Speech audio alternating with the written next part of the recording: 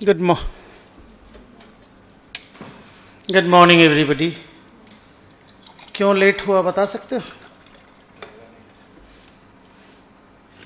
Archery देख रहे थे एशियन में. एशियन गेम्स चल रहा है ना, तो आर्चरी का फाइनल हो रहा था. एक में India versus India gold silver था. नहीं, आर्चरी में नीरज चोपड़ा नहीं बेटा, आर्चरी में अभिषेक वर्मा और ओजस देवतले था. और एक में इंडिया वर्सेस कोरिया. तो इंडिया वर्सेस कोरिया में वो लड़की है ज्योति सुरेखा वम्मन, उसने हराया कोरियन को. It was not expected. She made my day. Very happy.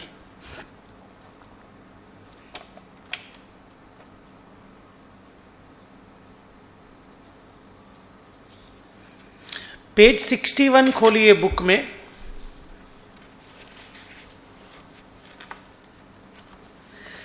वो 3 गोल्ड मेडल जीती है वो लड़की ज्योति वेन्नम, और उसके साथ जो लड़का खेलता है पार्टनर, वो भी 3 गोल्ड मेडल जीता है सेम इवेंट में. मैंने इधर मेल इधर फीमेल.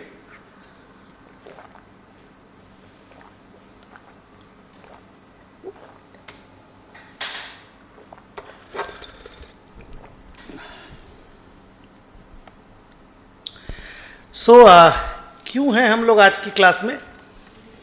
रिवीजन करने के लिए. इन डेज 16 का रिवीजन करना है.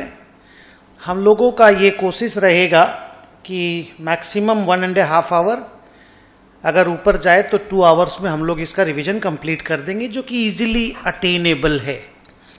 Okay. So first discussion is on the definitional part and the carve out part.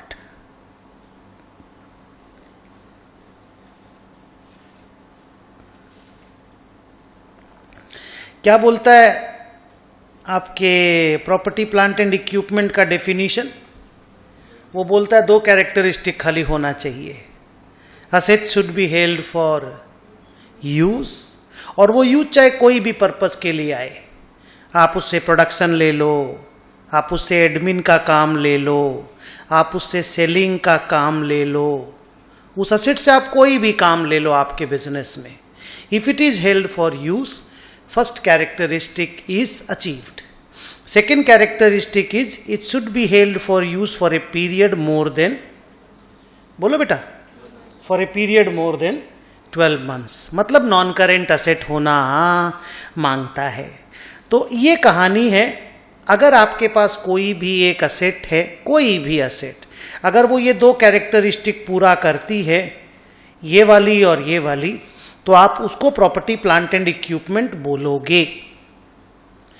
दूसरा, अगर आपके पास इन्वेस्टिबल सरप्लस है, परसों पढ़ रहे थे, कल भी पढ़ रहे थे, इन्वेस्टिबल सरप्लस है और आप उसको इन्वेस्ट कर देते हो रियल इस्टेट प्रॉपर्टी में, रेंटल इनकम और कैपिटल अप्रिसिएशन के लिए, तो वो इन्वेस्टमेंट प्रॉपर्टी कहलाता है, प्रॉपर्टी प्लांट एंड इक्विपमेंट नहीं कहलाता है.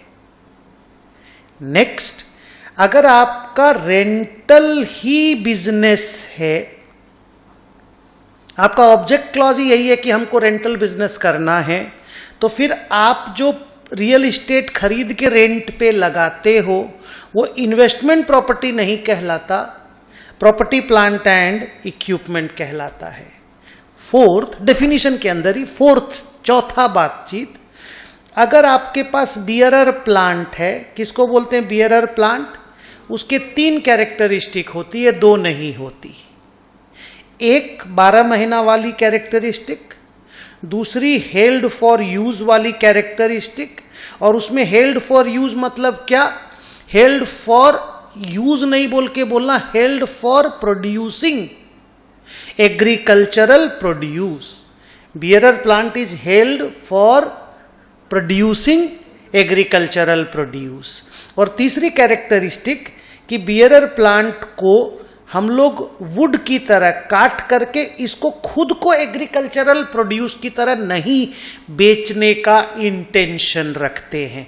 आई mean don't have an intention to sell the bearer plant itself as an agricultural produce. अगर ये 3 कैरेक्टरिस्टिक पूरी हो जाती है तो हम एक लिविंग प्लांट को बियरर प्लांट बोलते हैं. बस ये की चीज ध्यान में देने का है कि इसमें भी जो एग्रीकल्चरल प्रोड्यूस का जो आउटपुट निकलेगा वो एक्सपेक्टेड होना चाहिए कि एक सीजन से ज्यादा, माने 12 महीना का क्लॉज यहां है, उससे फुलफिल हो जाता है. ये बात दोबारा बोल रहा हूं कि 12 महीना से ज्यादा के लिए हम उस असेट को यूज करके एग्रीकल्चरल प्रोड्यूस निकालने की उम्मीद रखते हैं. अगर ऐसा होता है तो बियरर प्लांट को भी प्रॉपर्टी प्लांट एंड इक्विपमेंट बोला जाएगा. और ये कार्व आउट है क्योंकि इवन ये सारा कैरेक्टरिस्टिक फुलफिल होने के बाद भी आईएएस में, इंटरनेशनल अकाउंटिंग स्टैंडर्ड जिसको आईएफआरएस भी बोलते हो आप, आईएएस और आईएफआरएस का डिफरेंस आपको बताया था मैं. क्या बोला था? पुराना जो इशू हुआ था 2001 के पहले उनको आईएएस बोलते हैं, 2001 के बाद जो इशू हुआ उनको ये बताया था आपको पहला क्लास में. सो आईएएस की सिस्टम में बियरर प्लांट जितना भी बियरर क्यों ना हो बायोलॉजिकल असेट ही होता है और फेयर वैल्यू पे मेजर ही होता है. ऐसा लेकिन आईएफआरएस में है. हमने कार्व आउट डिजाइन किया है और हमने बोला नहीं, हम बियरर प्लांट को प्रॉपर्टी प्लांट एंड इक्विपमेंट बोलेंगे क्योंकि 50-100 साल से हम ऐसा ही बोलते आ रहे हैं, हमको बदलना नहीं है. नहीं तो टी गार्डन वगैरह का अकाउंटिंग, कश्मीर में जो सेव वाला जो गार्डन है उसका अकाउंटिंग में प्रॉब्लम हो जाएगा. So we decided to make a carve out. First para revision में जो जरूरी था वो कंप्लीट होता है. नेक्स्ट, एक प्रॉपर्टी प्लांट एंड इक्विपमेंट का रिकॉग्निशन क्राइटेरिया क्या होता है? रिकॉग्निशन क्राइटेरिया का मतलब है हम उसको एज ए पीपीई कब रिकॉर्ड करेंगे. एज ए पीपीई, भाई बुक्स में तो एंट्री मारना पड़ेगा ना, तो at what point of time और what are the conditions that are required to be fulfilled to recognize a PPE as a PPE? The answer is, पहला, it is probable that the future economic benefits expected out of the asset will flow to the entity. Asset के अंदर ये ताकत है कि वो economic benefit देगा, ये सच है, तभी तो वो असेट है. लेकिन वो इकोनॉमिक बेनिफिट मेरे पास फ्लो करने का प्रोबेबिलिटी होना जरूरी है, तब हम उसको अपने बुक्स में लिख पाएंगे. तो it is probable that the economic benefits expected to flow out of the asset will flow to me, and to its cost can be measured reliably. क्योंकि अगर कॉस्ट मेजर नहीं होगा तो हम लिखेंगे कौन से अमाउंट पे? पहली बार लिखने के लिए तो कोई तो अमाउंट चाहिए ना जर्नल एंट्री मारने के लिए, तो उसके लिए मेरे को कॉस्ट का मेजरमेंट पॉसिबल होना चाहिए. स्टॉप. अगर ये दोनों क्राइटेरिया फुलफिल हुआ तो हम इंटेंजिबल असेट को कॉस्ट पे पहली बार इनिशियली रिकॉग्नाइज करेंगे. तीसरा डिस्कशन आता है कि कॉस्ट किसको बोलते हैं. अब इसका डिस्कशन 3-4 बार अपने क्लासेस में हो गया है, बट रिवीजन में एक बार और बोल दें कि भाई all the cost incurred to bring the asset to a location and condition necessary to operate in the manner intended by the management. इसका छोटा वर्ड है ready to be put to use. और मैं बार बार बोलता हूं, अब ये वर्ड एग्जाम में यूज करने से मार्क्स कटने का चांस है. अब आपको ये वर्ड यूज करना पड़ेगा, दोनों का मीनिंग सेम है. अब कई बार क्या होता है ना बच्चा, एक इंटरेस्टिंग चीज आपको बताता हूं, पता नहीं जब पढ़ाया था तब बताया था कि नहीं. कई बार क्या होता है कि एक असेट उतना रेडी नहीं है जितना रेडी होना उसको चाहिए, लेकिन मैनेजमेंट को लगता है रेडी है मेरे लिए, हम तो कर देंगे स्टार्ट, तो it is done. It is dusted, हो गया काम, उतना ही कॉस्ट कैपिटलाइज करो बस। उसके बाद जो खर्चा लगेगा आपको कैपिटलाइज करने की, कैपिटलाइज असेट में जोड़ना, कैपिटलाइज करने की और जरूरत नहीं है।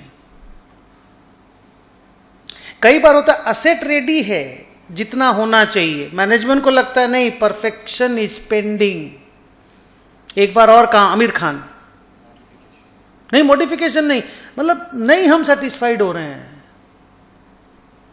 अरे भाई अभी मैं उसकी बात कर रहा हूं, अभी जो आर्चरी में मैं देख करके आया, वो बच्ची 15 शॉट मारी है, 15 शॉट, 15 बार एरो खींच करके मारी है, वो 14 बार 10 पॉइंट स्कोर करी है, एक बार 9 पॉइंट।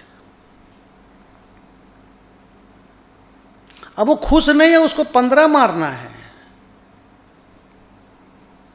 आप समझ रहे मैं क्या बोल रहा हूं? तो ऐसा भी तो हो सकता है ना कोई मैनेजमेंट का हिसाब किताब।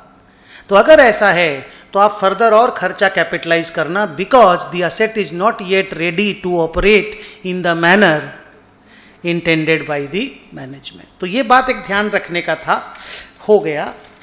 अब आता है बात कि सर ये तो आइडिया था ना कि cost incurred to bring the asset to a location and condition ready to operate, necessary to operate in the manner intended by the management. इसका फाइन प्रिंट क्या है, इसके स्पेसिफिकेशंस क्या हैं, इसमें नाम क्या क्या ऐड होते हैं जो असेट के साथ ऐड किए जाते हैं। तो उस नाम का हमने एक लिस्ट दिया है। All the students are required to see the board और see the copy, it's better to see the board. Purchase price, duties and taxes, freight inward, transit insurance, brokerage and handling, site preparation, installation and trial run. ये कहानी है सारे खर्चे के नाम की, जिसको हम लोग असेट के साथ ऐड करते हैं। ट्रायल रन जो होता है ना, वो असेट एक बार रेडी हो जाता है, लेकिन जब तक एक बार आउटपुट निकाल के नहीं देखें, 2, 5, 10 केजी या 15 यूनिट नहीं निकालेंगे तो पता नहीं चल पाएगा कि जो क्वालिटी हम लोग चाहते हैं वो आता है कि नहीं। तो उसके लिए हम लोग टेस्ट रन करते हैं या ट्रायल रन करते हैं। उसमें रॉ मटेरियल, लेबर खर्चा, क्योंकि पूरा प्रोडक्शन करते हैं हम लोग उसमें, तो उसमें खर्चा लगता है और उससे आउटपुट भी निकलता है सच में, क्योंकि हम लोग तो प्रोडक्शन ही कर रहे हैं ना, और उस आउटपुट को हम लोग बेचते भी हैं। तो कहते हैं उस आउटपुट का बनाने का खर्चा और उस आउटपुट को बेचने से जो सेल रेवेन्यू आता है वो असेट के कॉस्ट में ऐड और लेस होता है। माने बनाने में जो खर्चा लगा, रॉ मटेरियल, लेबर, ओवरहेड, वो असेट से ऐड हो जाता है, और जो सेल प्रोसीड्स है वो लेस हो जाता है। समझे? तो ये इंडिविजुअल आइटम्स और names of the individual expenses which gets capitalized का स्टोरी था। अब आया बात कि सर चौथा मेरा 4th paragraph, book wise 4th नहीं होगा, डिस्कशन वाइज मेरा 4th है, वो है कंपोनेंट अकाउंटिंग।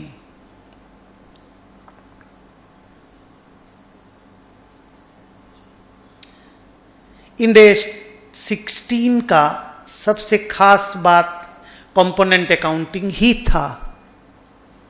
इंडेक्स 16 बोलता है कि अगर एक असेट का 4-5 अलग अलग सिग्निफिकेंट पार्ट्स है। सिग्निफिकेंट पार्ट को कैसे डिफाइन किया गया? बोला अगर इंडिविजुअल पार्ट का लाइफ और पैटर्न ऑफ कंजम्पशन डेप्रीसिएशन से रिलेटेड दोनों बातें हैं। लाइफ का डेप्रीसिएशन से ही तो मतलब है, और पैटर्न ऑफ कंजम्पशन से ही तो डेप्रीसिएशन कैलकुलेट होता है। अगर मुन्ना बुक बाद में देखना, बुक तो देखने का मौका था तेरे पास अभी, हाँ अभी ध्यान से कर, रिवीजन है ना, खाली सुनना है, मेरा बोर्ड देखते रहना है, अभी चेक करने का वक्त नहीं है। तो अगर इंडिविजुअल कंपोनेंट का लाइफ और पैटर्न ऑफ कंजम्पशन या दोनों में से कोई भी एक चीज अलग है एक दूसरे से, तो हम लोग ईच सिग्निफिकेंट पार्ट को एक एक कंपोनेंट बोलेंगे और for depreciation purposes each of the component को अलग से डेप्रिसिएट करेंगे। इवन दो बैलेंस शीट में पूरी असेट को एक साथ दिखाएंगे, पूरे डेप्रिसिएशन को भी एक साथ पीएल में दिखाएंगे, पर हिसाब करने के लिए हम लोग कंपोनेंट का डिटेल अलग से रखेंगे। क्योंकि रिप्लेसमेंट अकाउंटिंग करने के लिए कल को मान लो 4 साल के बाद ये वाला पार्ट का रिप्लेसमेंट करना पड़ा, असेट और 25 साल चलेगी, लेकिन इसको रिप्लेस करना है। याद करो कल एक सम आया था, पुरानी वॉल को तोड़ के नया वॉल लगवाए थे, तो उसके लिए तो इस वाले कंपोनेंट का मेरे को कैरिंग अमाउंट चाहिएगा ना, WDV चाहिएगा ना, तो उसका हिसाब कहाँ है? उसका हिसाब रखने के लिए ही तो कंपोनेंट अकाउंटिंग का पैराग्राफ बनाया गया। तो बैलेंस शीट में असेट को एक रखिए, पीएल में डेप्रीसिएशन एक दीजिए, WDV एक बना दीजिए, पर आपके पास ऐसा डिटेल होना चाहिए, चाहे लेजर अकाउंटिंग में, चाहे कहीं पर भी, किसी भी जगह पर। इवन इंस्टीट्यूट नोट्स भी नहीं मांगता कि कंपोनेंट का नोट्स बना के दो, नहीं। शेड्यूल 3 नोट्स नहीं मांगता, इंड AS 16 नोट्स नहीं मांगता इसका, कंपोनेंट्स का, नहीं तो बवाल हो जाए कितना कितना नोट्स देंगे। लेकिन हिसाब रखना पड़ता है।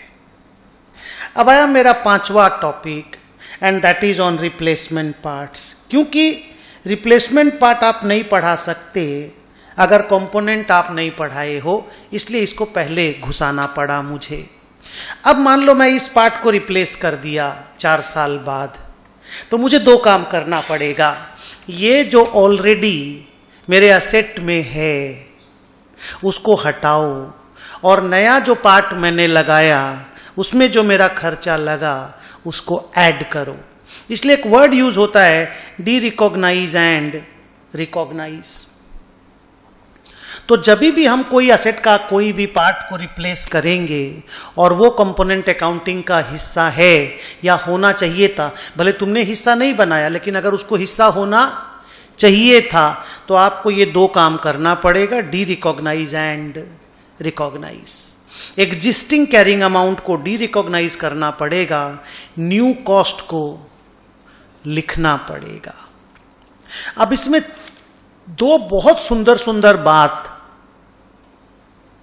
इंड AS 16 में बोला गया है, और वो ये कि अगर कोई कंपनी बिगिनिंग से कंपोनेंट अकाउंटिंग नहीं करके रखा और आज 4 साल बाद उसको इस कंपोनेंट को रिप्लेस करना पड़ा, वो एक्सक्यूज नहीं ले सकता कि मेरे पास तो पुराना कंपोनेंट का कैरिंग अमाउंट नहीं है, हम कैसे हटाएंगे, हम नया ऐड कर देंगे, पुराना को कैसे हटाएंगे।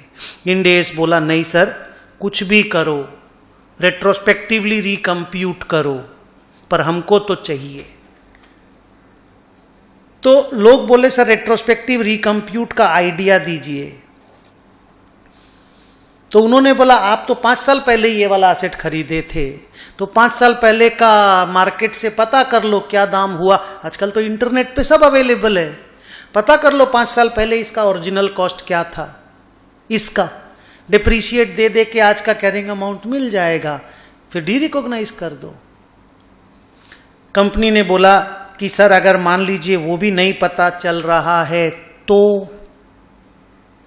से we are not able to find that out, तो उन्होंने बोला आज जो नया कॉस्ट इनकर किए हो, आज तो 4 साल गुजर गए, आज जो नया कॉस्ट इनकर किए हो ये अगर 4 साल पहले इनकर किए होते तो इन्फ्लेशन के हिसाब से कम लगा होता। बोलो हाँ।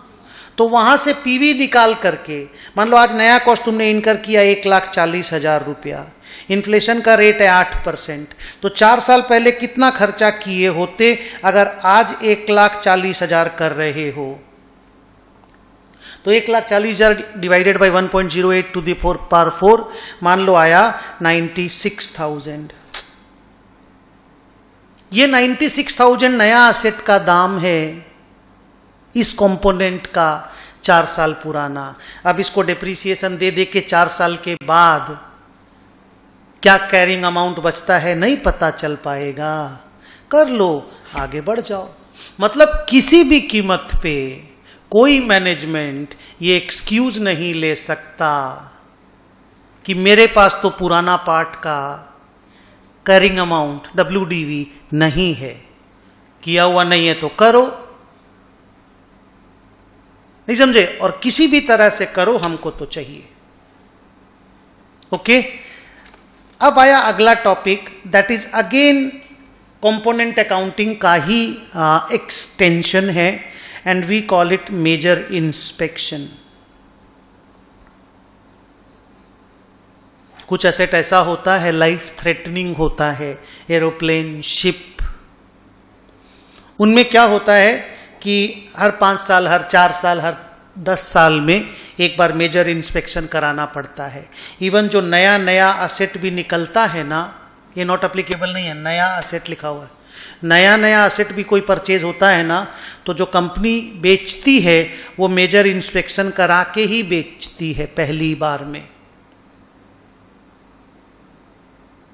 तो वो मेजर इंस्पेक्शन का जो कॉस्ट है वो आपका एक कंपोनेंट माना जाता है। मतलब आपके असेट के अगर 5 कंपोनेंट है ABCD, तो एक E नाम का कंपोनेंट है जो इंस्पेक्शन कॉस्ट है, और ये पहला बार में भी रहता है, मतलब नया में भी रहता है, पहली बार वाले में, कि पहली बार भी एरोप्लेन उड़ेगा तो बिना इंस्पेक्शन के उड़ जाएगा क्या? नया बन गया तो सब ठीक है क्या? इंस्पेक्शन तो प्रॉपर होना चाहिए ना। तो ये भी एक कंपोनेंट की तरह काम करता है, और जब भी आपको दोबारा इंस्पेक्शन कराना है तो पुराना इंस्पेक्शन का जो WDV है, ये कंपोनेंट हो गया एक तरह का, उसको हटाओ और नया जो इंस्पेक्शन का खर्चा तुम्हारा लगा, जल्दी बोलो बेटा, उसको रिकॉग्नाइज करो। Okay, now comes my next topic and that is repairs and maintenance. क्योंकि रिपेयर्स एंड मेंटेनेंस से कोई रिप्लेसमेंट नहीं हो रहा, रिपेयर्स एंड मेंटेनेंस को आप प्रॉफिट एंड लॉस अकाउंट में ट्रांसफर करोगे। Is it over? सो एक portion of the revision is completed. अब सेकेंड पोर्शन में हम लोग मूव कर रहे हैं। The next topic of revision is decommissioning liability. बहुत सारे प्रॉपर्टी, प्लांट एंड इक्विपमेंट ऐसे होते हैं कि जिनको डीकमीशनिंग करने में, डीकमीशनिंग मतलब हटाना, कमीशनिंग मतलब लगाना, जिनको डीकमीशनिंग करने में बहुत एक्सपेंडिचर होता है। द बेस्ट एग्जाम्पल इज तेल का कुआं। The second best example is nuclear power plant. क्यों सर, क्या प्रॉब्लम है? तेल का कुआं आप कहीं भी अगर तो डिग करना पड़ेगा ना, फिर वहां से तेल निकालोगे तो भर्ती भी तो करना पड़ेगा, खाली गड्ढा खोद देने से तो नहीं होगा ना। न्यूक्लियर पावर प्लांट लगा तो दिए, न्यूक्लियर एनर्जी निकाल तो लिए, उसके बाद अगर उसको ढंग से क्लोज नहीं करोगे तो जो एमिशंस, रेडिएशन निकलेगा वो तो जनरेशंस तक को खराब कर देगा ना। तो इन सब की डीकमीशनिंग का खर्चा बहुत बड़ा होता है। इंडिया 16 ने एक बढ़िया स्टैंड लिया और बोला कि डीकमीशनिंग का खर्चा भले 50 साल बाद लगने वाला है, पर लगने वाला तो है, और वो इसलिए लगने वाला है क्योंकि आप असेट लगाने वाले हो, तो हम उसको असेट का कॉस्ट मानेंगे। असेट लगा रहे हो इसलिए हटा रहे हो, हेलो, तो हम उसको असेट का कॉस्ट मानेंगे। क्लियर?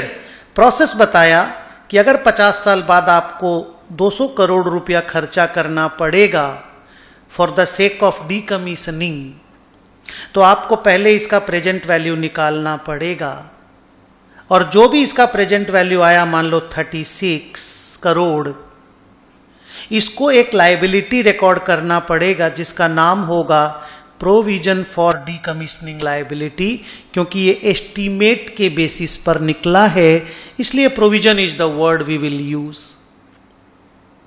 तो क्रेडिट हम प्रोविजन को करेंगे, लेकिन डेबिट हम असेट को करेंगे, क्योंकि हमारा मानना है असेट खरीदे हो बोल के असेट हटाना है,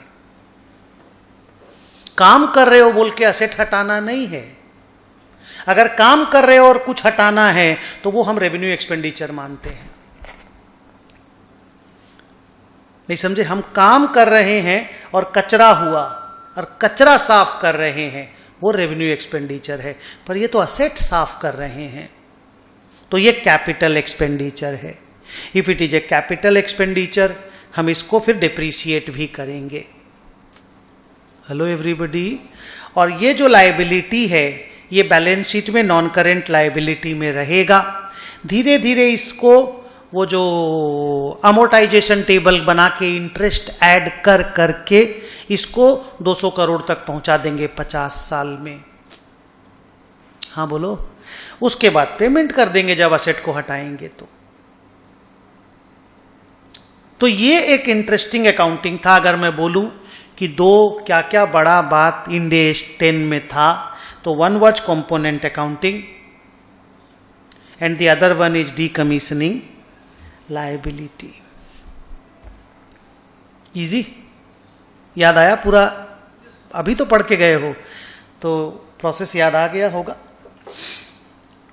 अगला टॉपिक है जो 4 इंड AS में आप पढ़ चुके हो। अगर आप कोई भी चीज डेफर्ड क्रेडिट पे खरीदते हो और उसमें इंटरेस्ट कॉस्ट अगर इन्वॉल्व रहता है, नॉर्मल क्रेडिट पीरियड से ज्यादा क्रेडिट पीरियड में आप असेट लेके आते हो, तो जो भी एक्स्ट्रा पेमेंट करते हो, आगे बोलो, हाँ, वो असेट का कॉस्ट नहीं होगा, वो फाइनेंस कॉस्ट होगा और पीएल में जाएगा। काटे नहीं है मतलब। ओके। अगला टॉपिक है मशीनरी स्पेयर्स। इन्वेंट्री का इंड AS पढ़ रहे थे, उसमें इन्वेंट्री का स्टोर्स एंड स्पेयर्स आया था। उसी क्लास में मैंने बोला था कि भाई मशीनरी के भी स्पेयर्स होते हैं, फर्क क्या है? आंसर आया था कि जो ऑर्डिनरी स्पेयर होता है वो कंज्यूम होता है और जो मशीनरी स्पेयर होता है वो मशीन के साथ लगता है। तो मशीनरी स्पेयर का अकाउंटिंग के लिए इंड AS 16 का बोलना है कि जो मशीन का अकाउंटिंग होता है वही मशीन स्पेयर्स का अकाउंटिंग होता है। अगर वो प्रॉपर्टी प्लांट एंड इक्विपमेंट का डेफिनेशन को मीट करता है, जो कि करेगा, तो उसको PPE बोलने का। अगर वो रिकॉग्निशन क्राइटेरिया मीट करता है तो उसको रिकॉग्नाइज करने का। क्लियर? अगला टॉपिक आता है कि बहुत सारा ऐसा असेट होता है जो हमको डायरेक्ट इकोनॉमिक बेनिफिट जनरेट नहीं करता, लेकिन मेरी दूसरी असेट को इकोनॉमिक बेनिफिट जनरेट करने में मदद करता है। जैसे रिसर्च एंड डेवलपमेंट का सेंटर है मेरा बहुत बड़ा, ये कोई कैश फ्लो जनरेट नहीं करता, लेकिन ये अगर रिसर्च नहीं करे ना तो मेरा फैक्ट्री में जो आउटपुट निकलता है उसकी क्वालिटी में प्रॉब्लम हो जाएगी। तो हम इसको PPE मानेंगे या नहीं मानेंगे? ये असेट नहीं होता तो ये असेट ढंग से काम नहीं करता। तो it may not be generating economic benefit directly, but it is helping other assets to generate economic benefits. तो इनको भी बोलो प्रॉपर्टी प्लांट एंड इक्विपमेंट ही मानना पड़ेगा। अब जैसे एनवायरमेंटल वेस्ट निकलता है, उसको क्लीन करने के लिए मैंने एक बहुत बड़ा प्लांट लगाया है। एनवायरमेंट वेस्ट निकलता है मेरा फैक्ट्री अहमदाबाद वाले से, नहीं समझे, हजार्डस है वो, उसके लिए केमिकल क्लियरिंग प्लांट है। तो ये तो कोई बेनिफिट नहीं दे रहा है मेरे को, ये तो खाली साफ सफाई का काम कर रहा है। लेकिन अगर मैं इसको नहीं लगाऊंगा तो ये जो हजार्डस केमिकल वेस्ट निकलेगा, ये मेरी फैक्ट्री को बंद करवा देगा, 3 दिन में म्युनिसिपैलिटी वाला आकर के ताला लगवा देगा। तो ये जरूरी है कि नहीं है? अगर है तो ये भी प्रॉपर्टी प्लांट एंड इक्विपमेंट है। Okay, and last topic before I take a छोटा सा break of 2 minutes, and that is, अगर मैं कोई प्रॉपर्टी प्लांट एंड इक्विपमेंट खुद बनाता हूं, सेल्फ कंस्ट्रक्टेड, एक हुआ मैं खरीद के लाया और लगा दिया, जैसे ये कैमरा, जैसे एयर कंडीशनर्स, कॉस्ट का डेफिनेशन आप पढ़ चुके हो। सेल्फ कंस्ट्रक्टेड में कॉस्ट के नाम अलग हो सकते हैं, पर कॉस्ट तो incurred to get the asset to the location and condition necessary to operate in the manner intended by the management ही होगा ना, तभी तो हम ऐड करेंगे। तो इंड AS 16 बोलता है खरीद के लगाओ या बनाओ, कॉस्ट के नाम अलग हो सकते हैं, पर concept of capitalization will remain the same. तो मेरे बुक का 3 पेजेस 61, 62 और 63 का मैंने रिवीजन करवा दिया।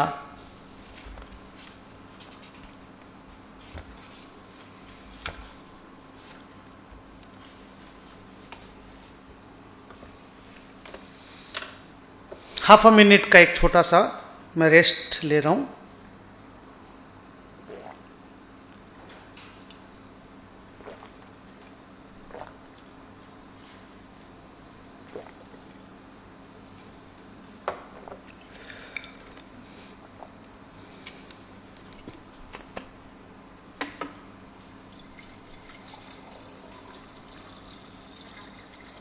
आपके इंड AS 10 की पढ़ाई में भी, और इंड AS 10 निकलता है मुंह से, एक्चुअली AS 10 है ना इंटर में, और इंड AS 16 है, तो वो मिक्स हो जाता है बोलते बोलते। एक गलती हुआ है पढ़ने में, और मेरे नोट्स में भी वो गलती है। ठीक है, थोड़ी देर के बाद हम वहां पहुंचेंगे तो उसको ठीक करवा, एक छोटा सा लाइन का गलती है, वो ध्यान रखिएगा, मैं बताऊंगा जब वहां पहुंचूंगा।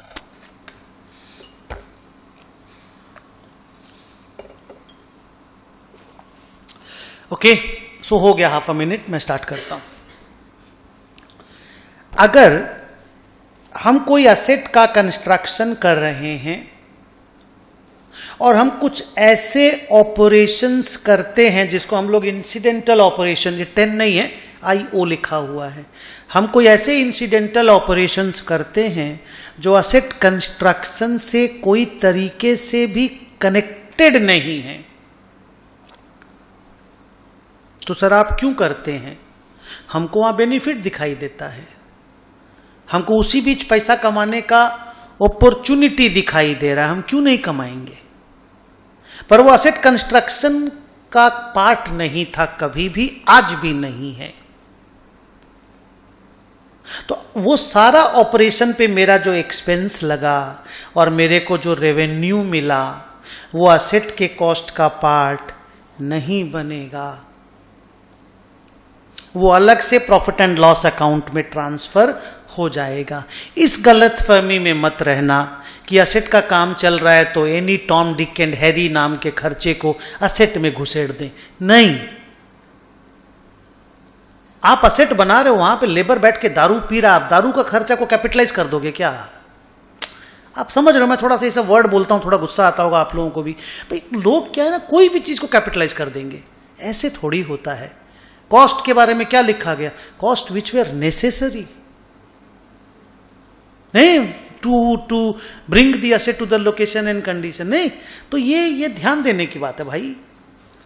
बन रहा है एसेट, कुछ भी कैपिटलाइज होगा, बच्चे की शादी करा दो उस बीच में, बोला एसेट बन रही थी ना भाई, उसी साइट पे तो शादी कराए थे।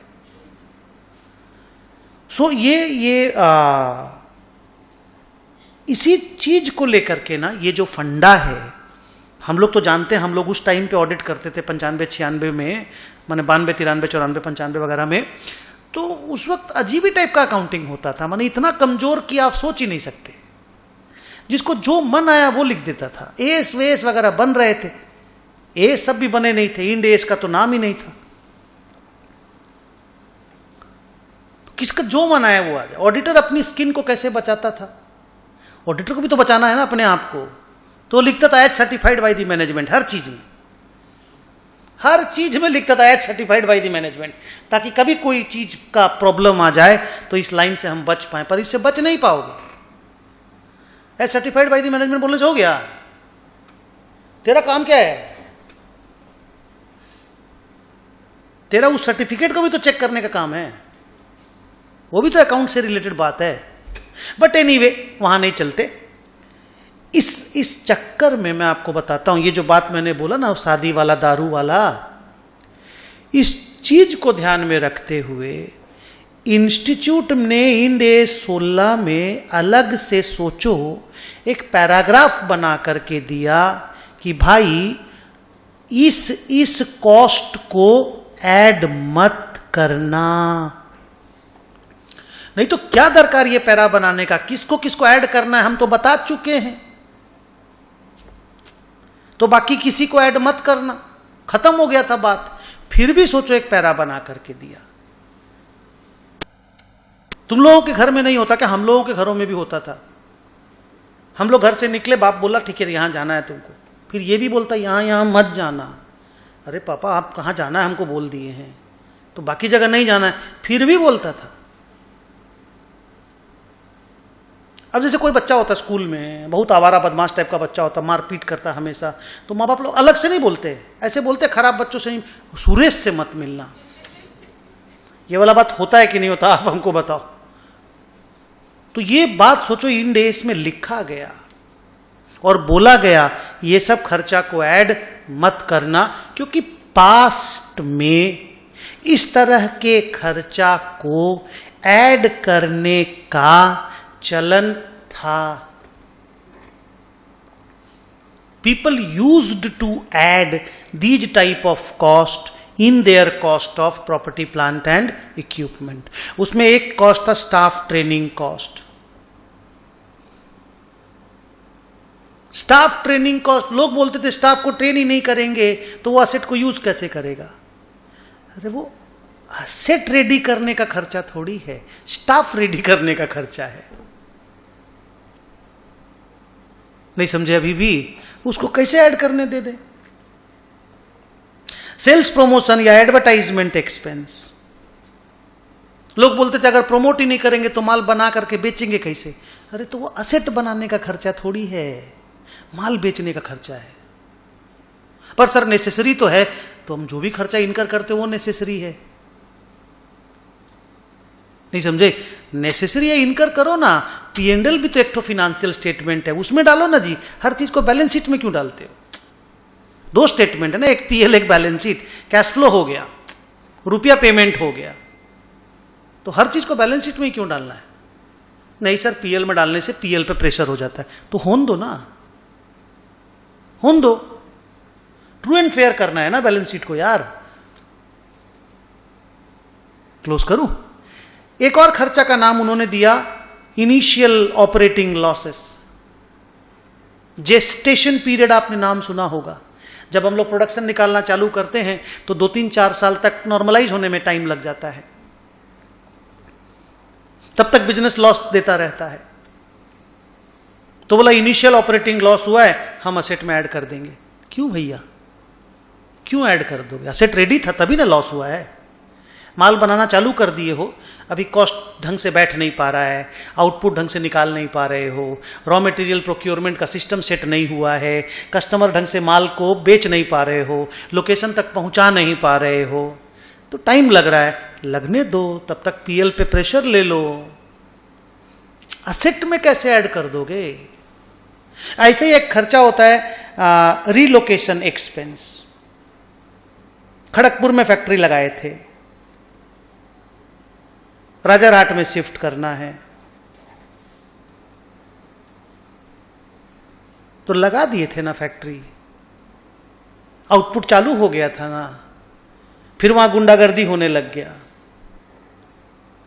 बोला यहां लेके आ जाना है, तो वहां से पूरा डिसमेंटलिंग करना पड़ा, यहां पूरा इंस्टॉलेशन करना पड़ा। नहीं समझे? लग गया 20 करोड़ रुपया, 1000 करोड़ का प्लांट था।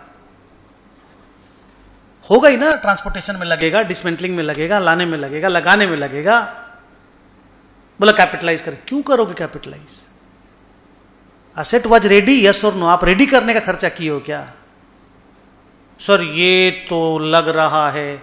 क्या लग रहा है? क्या लग रहा है बोलो? वो लग रहा है इसीलिए तो बोला इंस्टीट्यूट ने।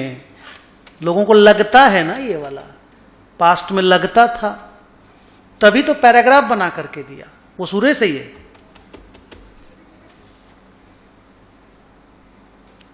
सोचो एक पैरा बनाया गया बेटा ऐसा वाला।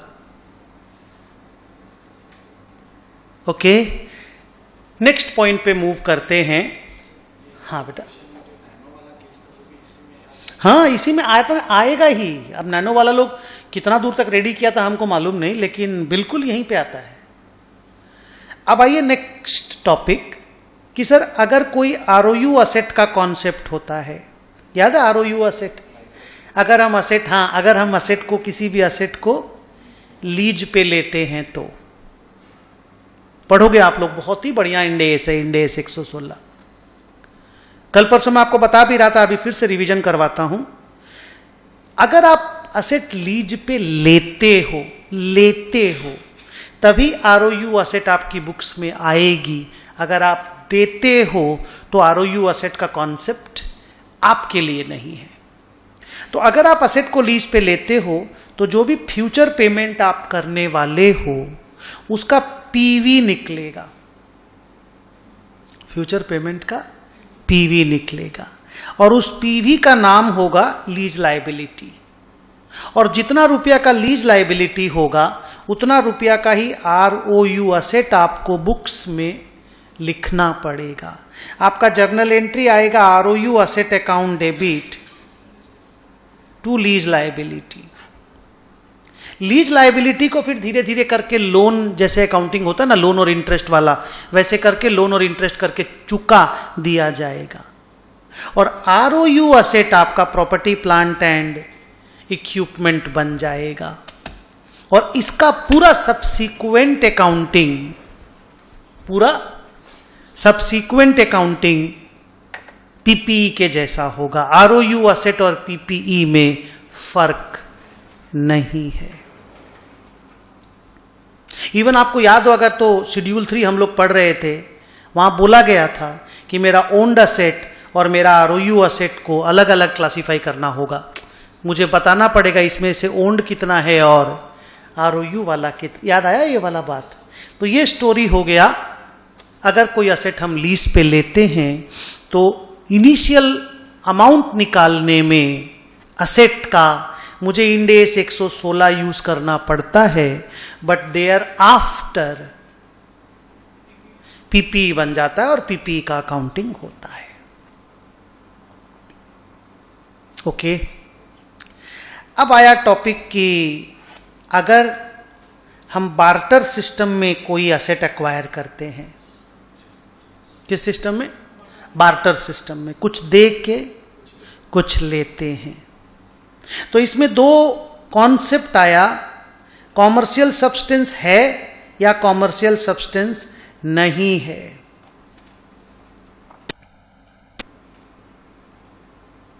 कॉमर्शियल सब्सटेंस है का मतलब है आप ले रहे हो ना, बार्टर सिस्टम में कुछ दे के कुछ ले रहे हो ना, उसका कॉमर्शियल सिग्निफिकेंस है।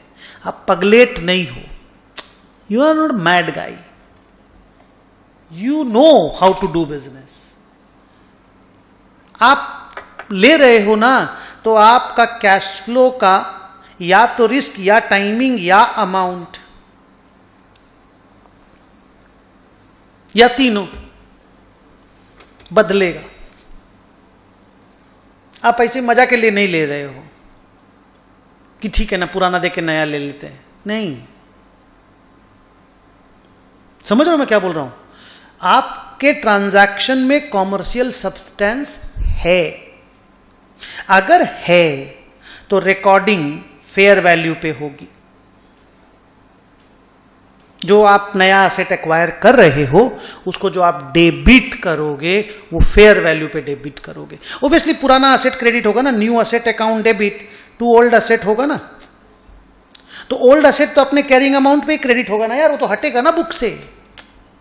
पर न्यू एसेट तो अपने फेयर वैल्यू पे डेबिट होगा, और जो भी डिफरेंस आएगा वो पीएल में जाएगा, उसको बोलेंगे पुराना एसेट का सेल का प्रॉफिट हुआ है।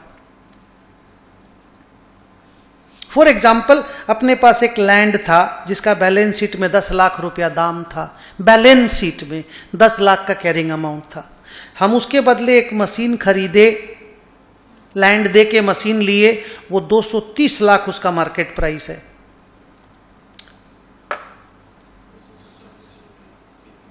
हम लैंड दिए 10 लाख का, कैरिंग अमाउंट 10 लाख का था। लैंड थोड़ी आज के दिन दाम 10 लाख है, बुक्स में 10 लाख लिखा हुआ है। सामने वाला हमको मशीन दिया, 230 लाख उसका मार्केट में दाम है। वो 10 लाख का लैंड लेके हमको 230 लाख का मशीन दे देगा, उसको पागल समझे हो क्या? प्लीज, हम लोग दोनों सेन हैं, इंटेलिजेंट हैं, and we know we are not working under pressure. और हम लैंड देके मशीन ले रहे हैं, लैंड मेरा पड़ा हुआ था, कोई कैश फ्लो नहीं आ रहा था।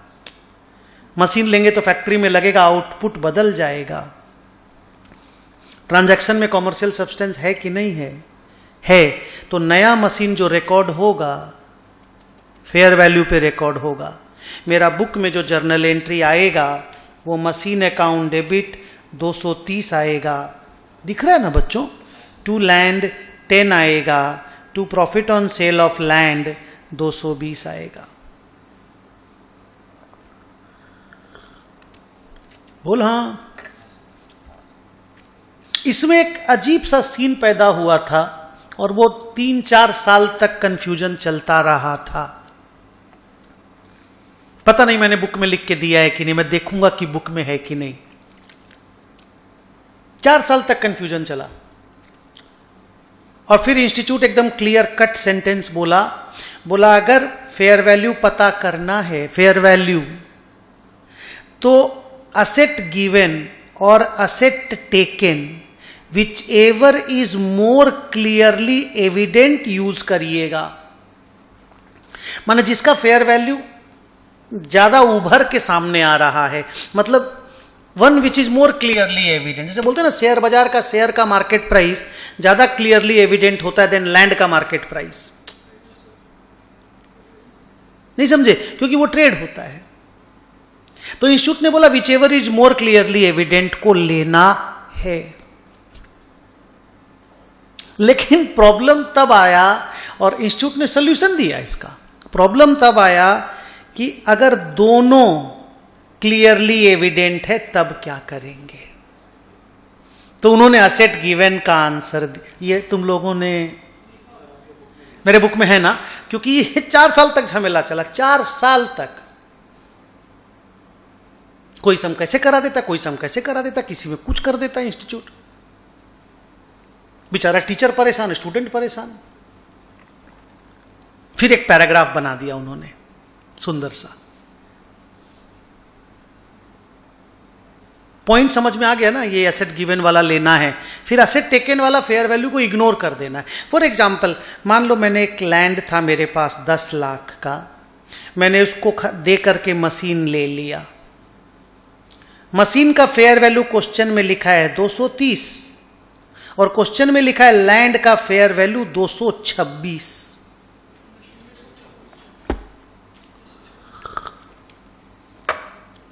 सर कैसे पॉसिबल है?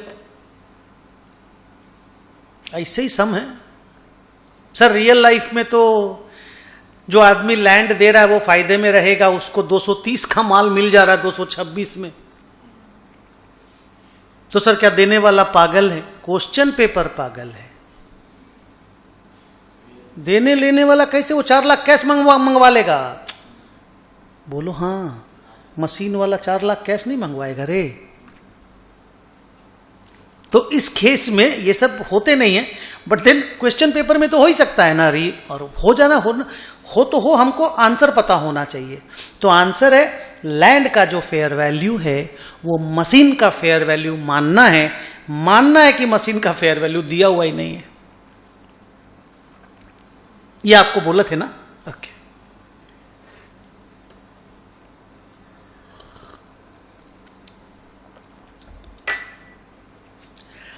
अब आया अगर ट्रांजैक्शन में कॉमर्शियल सब्सटेंस नहीं है तो लैंड का कैरिंग अमाउंट मशीन का कैरिंग अमाउंट बन जाएगा। माने मशीन 10 लाख रुपया में लिखा जाएगा अगर कॉमर्शियल सब्सटेंस नहीं है तो। और कॉमर्शियल सब्सटेंस है कि नहीं है वो कैसे पता चलता है? अगर आपके कैश फ्लो का रिस्क, टाइमिंग और अमाउंट में या तीनों में चेंजेस होने की उम्मीद रहती है। कुल मिला के हम लोग बच्चों को ऐसे समझाते हैं, अगर नेचर ऑफ द एसेट अलग है तो यूसेज भी अलग होगा, और अगर यूसेज अलग होने का चांस है तो फिर कैश फ्लो भी अलग होगा। तो डिफरेंट नेचर ऑफ एसेट अगर आप बार्टर करते हो तो there has to be a commercial, जल्दी बोलो, सब्सटेंस इन दैट। तो विथ दिस मेरा 4th पेज मेरी बुक का रिवीजन वाइज कंप्लीट होता है।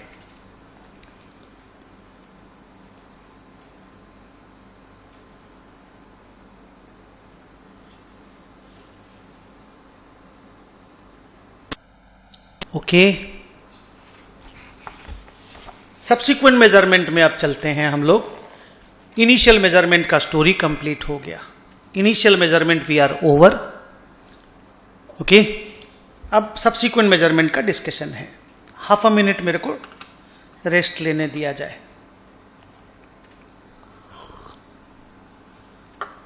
इस तरह की क्लास में गला में प्रेशर पड़ता है, खाली बोलते ही जा रहे हैं। आप लिखने का भी टाइम नहीं है। मतलब नॉर्मल क्लासेस में आप लिखते हो उतना देर मेरा गला को रेस्ट मिल जाता है।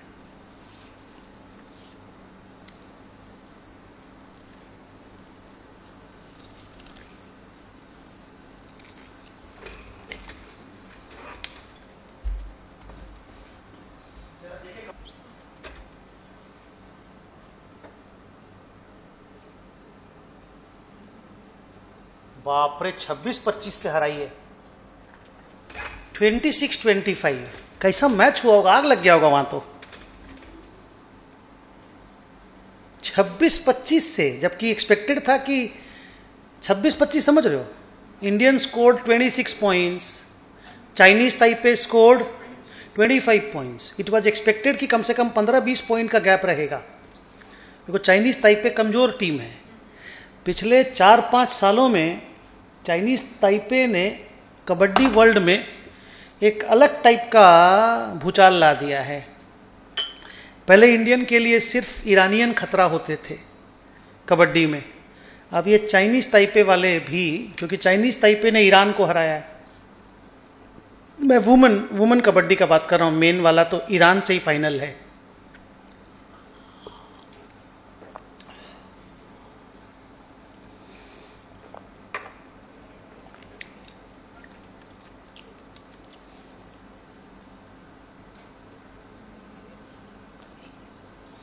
अभी मेन वाला कबड्डी भी स्टार्ट हो जाएगा।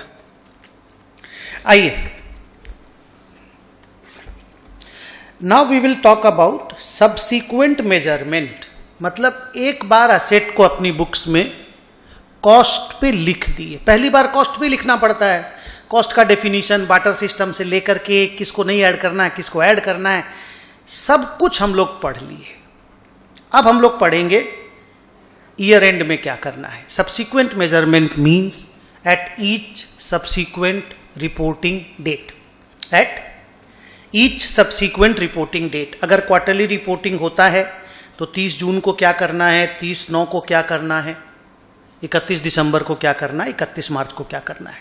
अगर ईयरली रिपोर्टिंग है, क्योंकि आपके सारे इंडेस ईयरली रिपोर्टिंग के बेस पे बने हैं, लेकिन एक इंडेस क्वार्टरली रिपोर्टिंग का भी है जो आपको बाद में पढ़ाएंगे, interim financial reporting.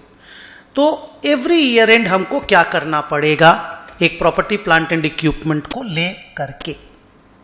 The answer is, end S ने क्लियर टर्म्स में बोला है कि सब्सिक्वेंट मेजरमेंट के लिए आपके पास दो मॉडल हैं, एक कॉस्ट मॉडल और एक रिवैल्यूएशन मॉडल, और आप दोनों में से कोई भी मॉडल ऑप्ट कर सकते हो। कोई आपको नहीं पूछेगा कि आपने ये मॉडल क्यों ऑप्ट किया, ये क्यों नहीं किया। ये आपके ऊपर है और आपका सिलेक्शन ऑफ अकाउंटिंग पॉलिसी पे डिपेंड करता है कि आप कौन सा मॉडल ऑप्ट करते हो। 2, अगर आप कोई भी मॉडल ऑप्ट करो तो उस पर्टिकुलर असेट जिसके लिए भी आपने ये मॉडल ऑप्ट किया, उस असेट वाले क्लास में और जितनी भी असेट फॉल करेगी उसके लिए सेम मॉडल ऑप्ट करना पड़ेगा। लेकिन दो अलग अलग क्लास ऑफ असेट के लिए आप दो अलग अलग मॉडल यूज कर सकते हो, ऑप्ट कर सकते हो। फॉर एग्जाम्पल, आप अपने लैंड एंड बिल्डिंग के लिए रिवैल्यूएशन मॉडल और प्लांट एंड मशीनरी के लिए कॉस्ट मॉडल यूज कर सकते हो।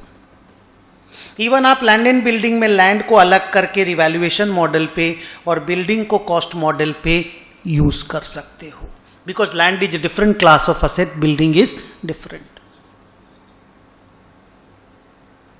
इवन फैक्ट्री बिल्डिंग और ऑफिस बिल्डिंग को अलग अलग क्लास ऑफ असेट बोला गया है, क्योंकि नेचर ऑफ यूज जो है दोनों का अलग अलग होता है। भले नाम दोनों का एक ही है, building, but one is factory building, one is, हाँ, लेकिन factory building in Ahmedabad, factory building in Allahabad, factory building in Faridabad, they are same class of assets. ठीक है, अब आइए अगला बात। क्योंकि मॉडल सेलेक्ट करना आपकी अकाउंटिंग पॉलिसी माना जाता है, तो अगर आप मॉडल चेंज करोगे तो रेट्रोस्पेक्टिव अमेंडमेंट देना होगा, क्योंकि policy changes in end S is retrospective in nature. अब आया कि सर कॉस्ट मॉडल के रूल्स क्या क्या हैं। मान लीजिए मैंने कॉस्ट मॉडल ऑप्ट किया, मेरे पास एक ही एसेट है, नाम है प्लांट एंड मशीनरी, अभी मैंने खरीदा है 4 लाख रुपए में। कॉस्ट पे मैंने लिख दिया, ईयर एंड आ गया, क्या करना है? Answer is depreciation, impairment. ये दो कॉन्सेप्ट कॉस्ट मॉडल से चिपका हुआ है, और ये दोनों रिवैल्यूएशन मॉडल से भी चिपका हुआ है। ठीक है, आपको डेप्रीसिएशन देना है हर साल, इस असेट को डेप्रीसिएट करना है, तो सर डेप्रीसिएशन के क्या रूल्स हैं? आंसर इज, आप अपनी असेट का पैटर्न ऑफ कंजम्पशन देखिए, किस तरह से आप उस असेट को धीरे धीरे खत्म कर रहे हो उसको ऑब्जर्व कीजिए, और उसके हिसाब से ऐसी डेप्रीसिएशन का सिस्टम लगाइए जिससे आपकी असेट का पैटर्न ऑफ कंजम्पशन रिफ्लेक्ट हो जाए। अगर आपको लगता है आप हर साल इक्वली असेट को खत्म कर रहे हो, प्लीज सेलेक्ट एसएलएम। अगर आपको लगता है नहीं, आप ऐसा भी हो सकता है कि आप 90% फर्स्ट ईयर में खत्म कर दिए हो, please go for unit of production. अगर आपको लगता है कि नहीं, धीरे धीरे एसेट को यूज कर रहे हैं पर एसएलएम नहीं कर रहे हैं, तो गो फॉर डब्ल्यूडीवी। नया एसेट शुरू में ज्यादा डिप्रीशिएट होगा, बाद में डब्ल्यूडीवी ही कम हो जाएगा, तो डिप्रीशिएशन नेचुरली कम हो जाएगा। तो मेथड का जो आप सिलेक्शन करोगे डिप्रीसिएशन वाला, वो इस तरीके का होना चाहिए जिससे आपके एसेट का पैटर्न ऑफ कंजम्पशन रिफ्लेक्ट होके सामने आए, तभी आपके फाइनेंशियल स्टेटमेंट को ट्रू एंड फेयर बोला जाएगा। डिप्रीसिएशन के लिए आपको एसेट का कॉस्ट चाहिए, आपको एसेट का लाइफ चाहिए, लाइफ ईयर्स में भी हो सकता है, लाइफ क्वांटिटी ऑफ आउटपुट में भी हो सकता है। यूनिट ऑफ प्रोडक्शन में क्वांटिटी इंपॉर्टेंट होता है, लाइफ इंपॉर्टेंट नहीं होता, लाइफ देखा ही नहीं जाता। असेट कितना साल चलेगा ये नहीं देखते यूनिट ऑफ प्रोडक्शन में, असेट से कितना आउटपुट निकलेगा उसी को लाइफ बोला जाता है। जानते हो ना यूनिट ऑफ प्रोडक्शन। फिर उसके बाद असेट का स्क्रैप पता करना पड़ता है, एस्टिमेट है ये। पूरे डिप्रिसिएशन का सब कुछ कोई एस्टिमेट बोला जाता है। आपको मालूम होगा इंड AS 16 ने एक वर्ड लिख दिया कि ये सारा बात cost model revaluation model policy है, लेकिन डिप्रिसिएशन कैलकुलेशन सारा एस्टिमेट है। इसलिए इसको अगर आपको कभी चेंज करना हो तो प्रोस्पेक्टिव चेंज होगा। नाउ आगे बढ़ू। नाउ कॉस्ट पता कर लिए, लाइफ पता कर लिए, स्क्रैप पता कर लिए, डिप्रिसिएशन स्टार्ट कर दीजिए, कैलकुलेट करते जाइए, डिप्रिसिएशन को PL में भेजते जाइए, असेट का WDV को गिराते जाइए। कॉस्ट मॉडल खाली इतना बोलता है कि asset should B subsequently measured in the balance sheet at cost less accumulated depreciation less accumulated impairment। Clear? Impairment का डिस्कशन भी कल कर रहे थे हम लोग, इसका भी आइडिया हम लोगों को है। डिप्रीसिएशन असेट के वियर एंड टियर की वजह से होता है। इम्पेयरमेंट असेट की कैश फ्लो जनरेटिंग कैपेसिटी जब कम हो जाती है तब किया जाता है। डिप्रीसिएशन हर साल होता है। इम्पेयरमेंट जब इम्पेयरमेंट का इंडिकेशन पैदा होता है तब होता है। ये मेरा अगला इंड AS पढ़ाने वाले हैं हम, उसमें पढ़ोगे, बस कुछ दिनों में आने वाला है। इम्पेयरमेंट हर साल नहीं होता। हाँ, हर साल ये चेक करना पड़ता है कि इम्पेयरमेंट का आभास हो रहा है या नहीं, चीजें खराब हो रही हैं या नहीं, इसको जज करना पड़ता है। कैश फ्लो जनरेटिंग कैपेसिटी कम हो रही है या नहीं, इसको चेक। जैसे रिलायंस को अपने जामनगर रिफाइनरी में इम्पेयरमेंट करने की कोई जरूरत नहीं है, प्रॉफिट साला हर साल 30% से बढ़ रहा है। क्लियर? आगे इंड AS ने बोला कि ये जो डिप्रिसिएशन का ये जो सब कुछ एस्टिमेट है, इसको ईच ईयर एंड रिव्यू करना कंपल्सरी है, पहले नहीं था, मैंडेटरी। हर साल रिव्यू करना होगा। थोड़ा भी आपको लगे कि नहीं हम जो सोच रहे थे अब वैसा नहीं है, कोई बात नहीं, चेंज कर दो एंड प्रोस्पेक्टिव चेंज करो। पास्ट को रिवाइज करने की जरूरत नहीं है, प्रोस्पेक्टिवली चेंज को अडॉप्ट कर लो। Full stop, the end. Clear? अगर हम रिवैल्यूएशन मॉडल पे जाते हैं, मेरा पॉलिसी है मैं जा ही सकता हूं। मान लो मेरी लैंड एंड बिल्डिंग जो है, अच्छा लैंड एंड बिल्डिंग में आपको मालूम हो land is a non depreciable asset, क्योंकि उसका लाइफ जो है वो इनफाइनाइट होता है। इसलिए लैंड एंड बिल्डिंग को जब मिला के डिप्रिसिएशन कैलकुलेट होता है तो थोड़ा रेट छोटा हो जाता है। बेहतर यही होता है कि लैंड को पहले अलग कर दीजिए, बिल्डिंग का कॉस्ट को बिल्डिंग का डिप्रिसिएशन की तरह डिप्रिशिएट, भले लिखिए एक साथ पर दो कंपोनेंट मान लीजिए ना, एक नॉन डिप्रिशिएबल कंपोनेंट, एक डिप्रिशिएबल कंपोनेंट, नहीं समझे? बेहतर होता है। बट स्टिल बहुत सारे लोग लैंड एंड बिल्डिंग को एक असेट मानते हैं, तो डिप्रिसिएशन अकॉर्डिंगली ढंग से कैलकुलेट होना चाहिए। साइड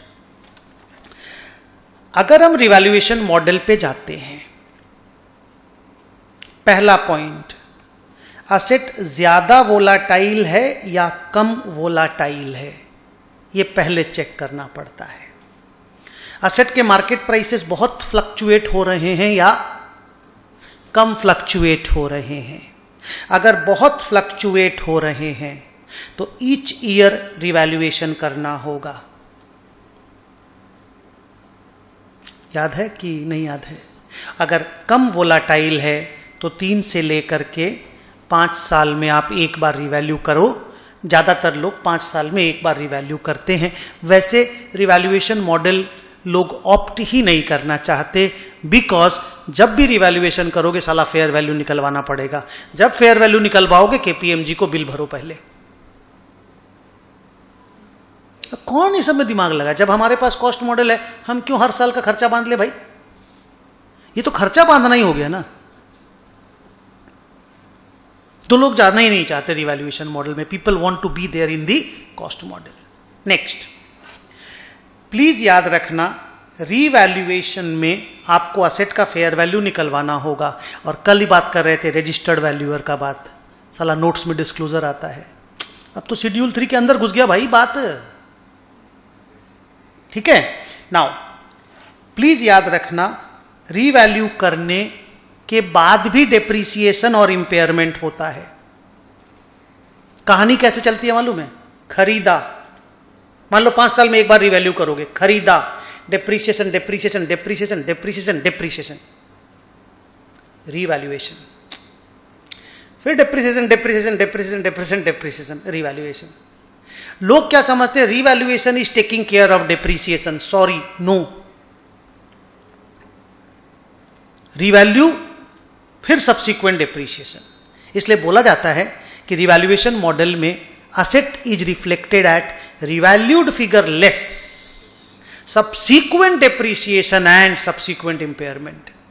उसमें सब्सिक्वेंट वर्ड आता है. ड्रॉप करूं? आइए आगे चलते हैं.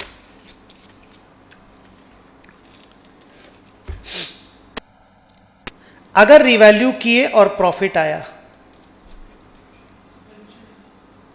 profit will be credited to other comprehensive income. The name is revaluation surplus. The name is revaluation surplus. अगर रिवैल्यू किए और लॉस आया, loss will be transferred to profit and loss account. अगर पहली बार रिवैल्यू किए, लॉस आया, second time उसी असेट को रिवैल्यू किए 5 साल बाद और प्रॉफिट आया, तो जितना लॉस आपने पहली बार में पीएल में भेजा था, उतना प्रॉफिट आपको सेकेंड टाइम में पीएनएल में क्रेडिट करना पड़ेगा, रिवर्स करना पड़ेगा. Balance of the profit will be credited to revaluation surplus या फिर ओसीआई. सिमिलरली, अगर आपने पहली बार प्रॉफिट में रिवैल्यू किया था, सेकेंड टाइम आप अगर उसको लॉस में रिवैल्यू करते हैं, तो जितना लॉस आपको हुआ टू द एक्सटेंट ऑफ पुराना revaluation reserve existing in the balance sheet, उतना आरआर में डेबिट करना पड़ेगा. Balance of the loss will be transferred to profit and loss account. नहीं, बैलेंस, मान लो आरआर में पहले मैंने 10 करोड़ की प्रॉफिट डाली थी, अभी मेरा लॉस 15 करोड़ का हो गया, तो पहला 10 करोड़ तो आरआर से खत्म करूंगा ना, बाकी 5 करोड़ का लॉस हम पीएल में भेजेंगे. याद आया? सब तो इंटर में भी हम लोग पढ़ते थे. ओके. अब आया सेल वाला बात, जहां पे गलती है छोटा सा, उस एरर को बुक में रेक्टिफाई भी कराना है. ओके, पहले मेरी बात को सुन लीजिए. ये जो रिवैल्यूएशन रिजर्व पैदा होता है ना, रिवैल्यूएशन रिजर्व, सेल 2 मिनट के बाद सेल, ये जो रिवैल्यूएशन रिजर्व पैदा होता है, ये बैलेंस शीट में रिजर्व्स एंड सरप्लस में आरआर बन के खड़ा रहता है, अदर कॉम्प्रिहेंसिव इनकम का पार्ट बनता है हर साल. जितना बार भी रिवैल्यूएशन होता रहता है, उतना बार आरआर में जो एडिशन होता है ओसीआई में दिखाना पड़ता है. नाउ अगर कोई कंपनी चाहे तो रिवैल्यूएशन रिजर्व को एज इट इज स्टैटिक रख दे, अगले रिवैल्यूएशन का फिर वेट करे. नहीं तो कंपनी के पास एक ऑप्शन होता है कि थोड़ा थोड़ा पैसा रिवैल्यूएशन रिजर्व से निकाल के रिटेन्ड, पीएल में तो डाल ही नहीं सकते, रिटेन्ड अर्निंग में शिफ्ट कर सकते हैं to the extent of excess depreciation amount. By example अगर मैं बोलूं, मेरे पास एक 100 करोड़ का असेट था, मैंने उसको 120 करोड़ में रिवैल्यू किया, मेरा 20 करोड़ का रिवैल्यूएशन सरप्लस आया.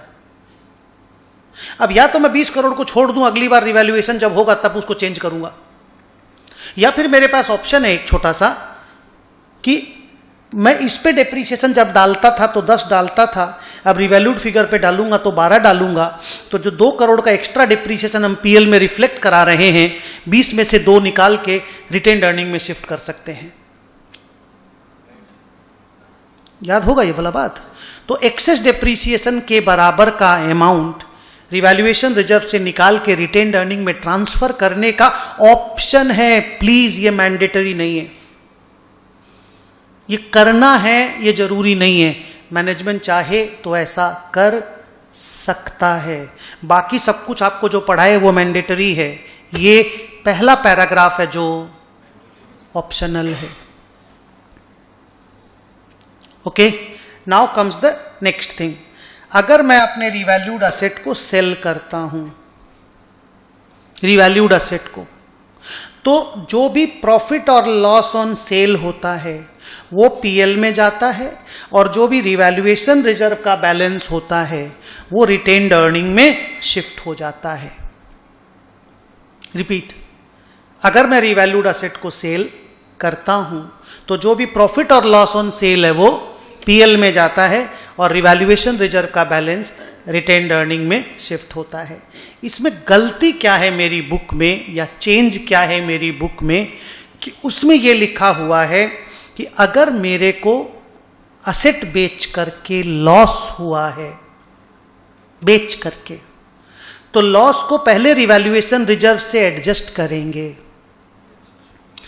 बचा हुआ रिवैल्यूएशन रिजर्व को रिटेन्ड अर्निंग में भेजेंगे, ऐसा लिखा हुआ है, उसको बदल देना है। सर एक बार फिर से बोलिए, आप क्या बोल रहे हो? इधर देखो बच्चे, इधर देखो। मान लो एक 100 करोड़ की असेट थी, मैंने 120 करोड़ में रिवैल्यू किया, तो मेरा 20 करोड़ का रिवैल्यूएशन रिजर्व पैदा हुआ। अब असेट 120 करोड़ का बन गया। बोल हाँ। अब इस 120 को मैंने 109 में बेच दिया, तो मेरे को 11 करोड़ का लॉस हुआ, हुआ ना? ये लॉस पूरा पीएल में जाएगा, पूरा, और ये 20 करोड़ का रिवैल्यूएशन रिजर्व पूरा रिटेन्ड अर्निंग में जाएगा। हाँ, सेल में लॉस एडजस्ट नहीं होगा।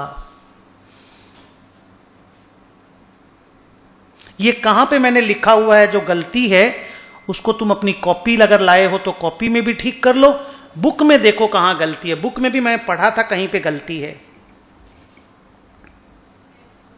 एफ नंबर पॉइंट में देखो तो बेटा कहां पे है वो। हाँ बस ये लाइन काट देना, एक यहां, बस ये देखिए, देखो, when an asset is sold the balance in the revaluation surplus is directly taken to retained earning after adjusting the loss of sale if any. ये लाइन काट देना है, बस इतना सा।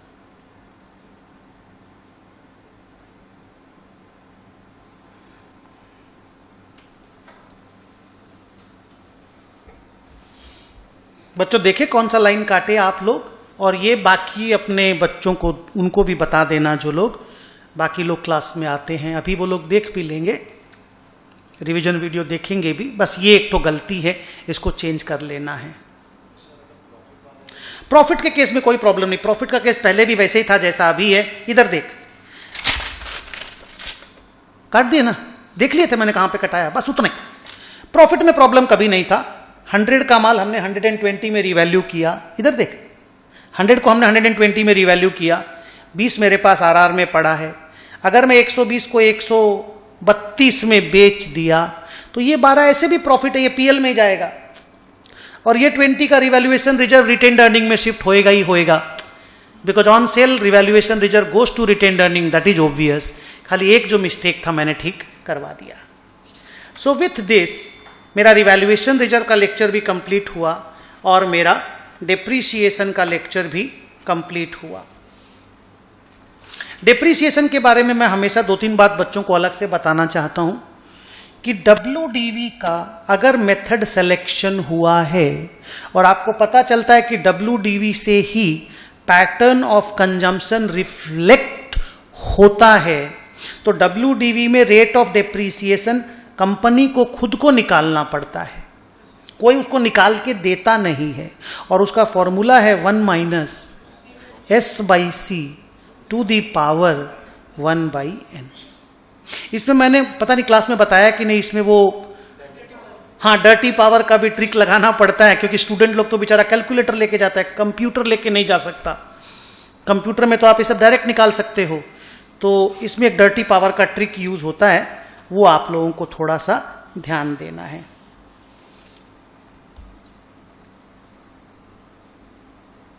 ओके, 1 मिनट का छोटा सा रेस्ट ले रहा हूं, उसके बाद और 10-12 मिनट बोलना है।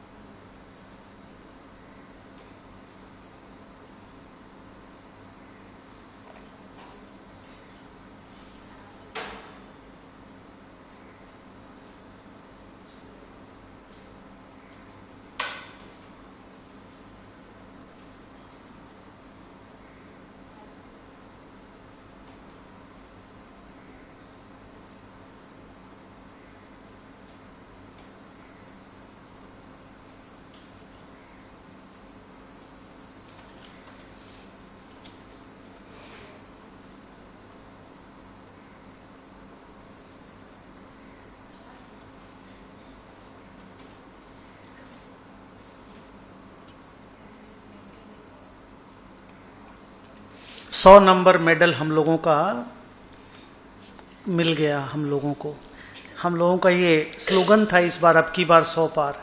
ये मोदी जी एक तो अजब टाइप का कहानी कर दिए हैं।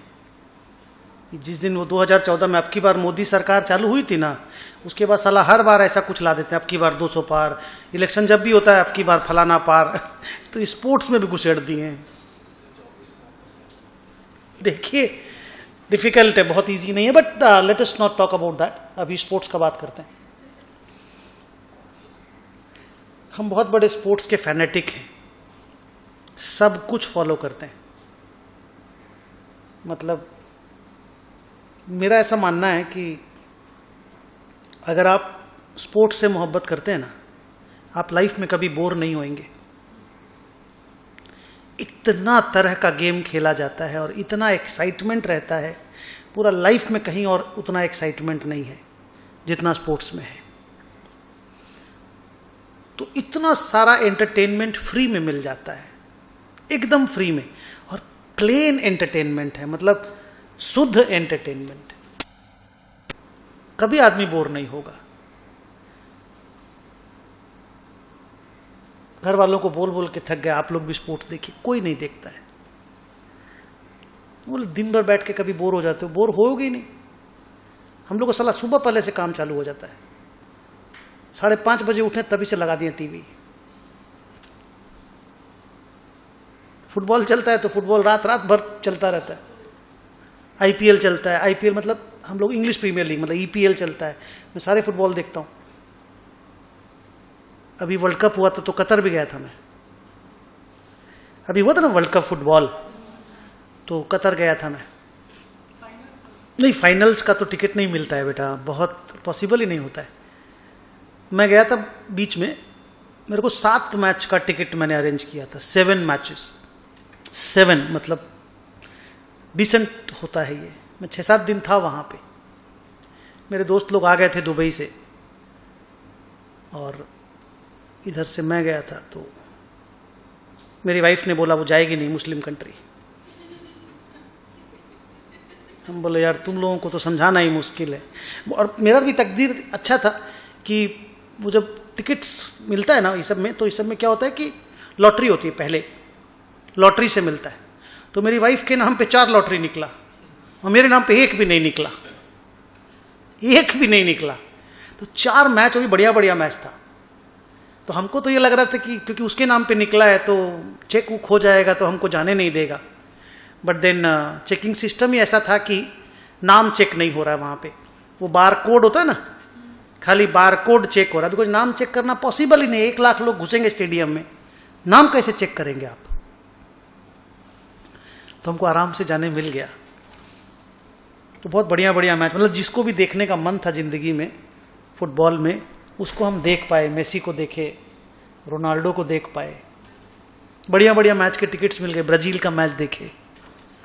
सो somehow I had been lucky. ऐसे जब पहला बार हम गए थे म्यूनिक, मतलब जर्मनी गए थे, तो बायरन म्यूनिक बोल के एक टीम है, बहुत बड़ी फुटबॉल की टीम है बायरन म्यूनिक। हमको मालूम भी नहीं था कि आज उन लोगों का मैच है म्यूनिक में। हम गए तो एक दिन पहले हमको मालूम चला कि सैटरडे को उनका मैच है, हम सैटरडे को ही पहुंच रहे हैं। 2 दिन पहले, मान लो 2-3 दिन पहले टिकट देखे, खाली 4,000 रुपया में टिकट मिला, ओनली 4,000 रुपीज में, मतलब $50 में टिकट मिला। हम बोले यार ये तो तकदीर ही खुल गया। जाकर के पहला मैच देख के आए वहां बाहर, क्लब फुटबॉल।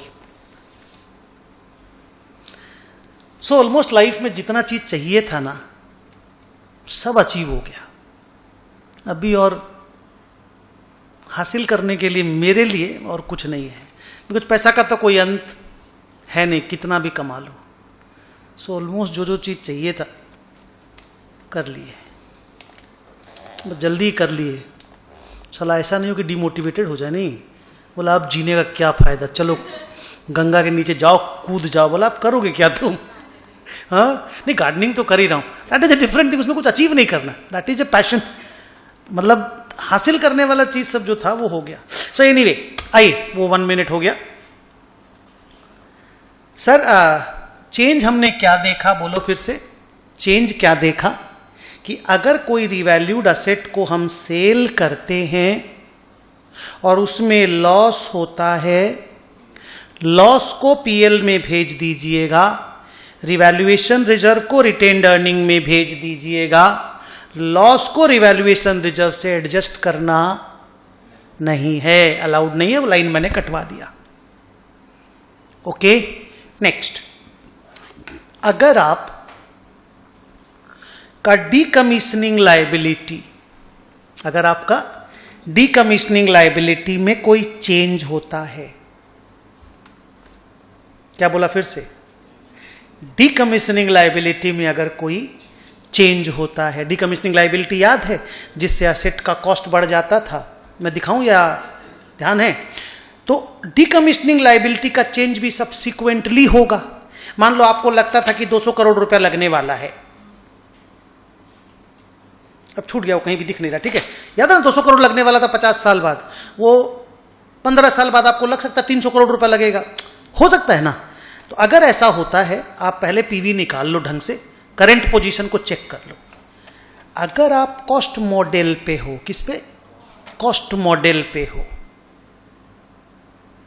आपका वो न्यूक्लियर पावर प्लांट अगर कॉस्ट मॉडल वाला है, तो आपके डीकमीशनिंग लायबिलिटी में जो भी चेंजेस हो रहा है वो असेट के कॉस्ट से एडजस्ट कर दीजिए। माने ये जर्नल एंट्री होगा, asset account debit to decommissioning liability, या फिर decommissioning liability account debit to asset.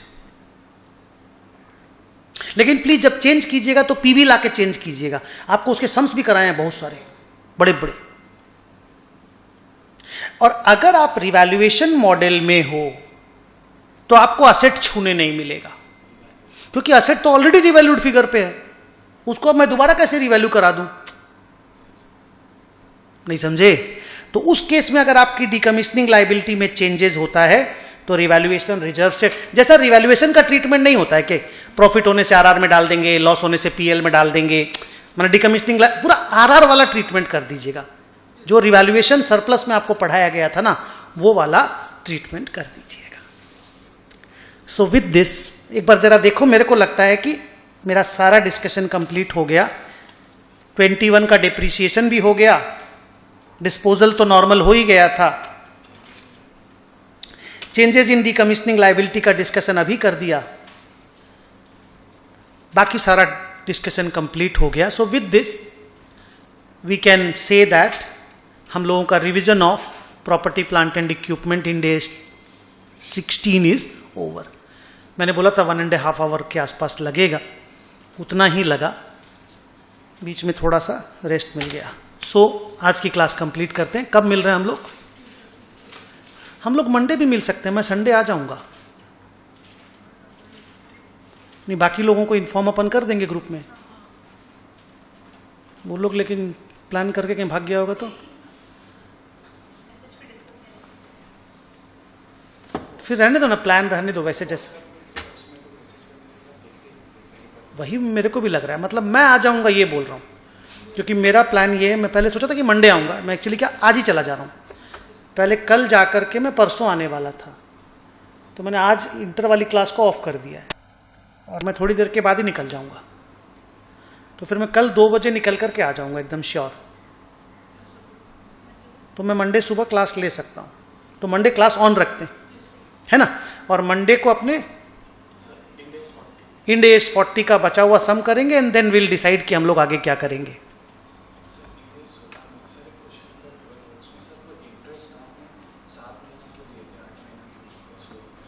वो लैंड वाला स्टोरी चेंज हो गया ना, अभी लैंड अगर खाली पड़ा हुआ है तो उसमें देखना, उसमें लैंड का कोई झमेला है।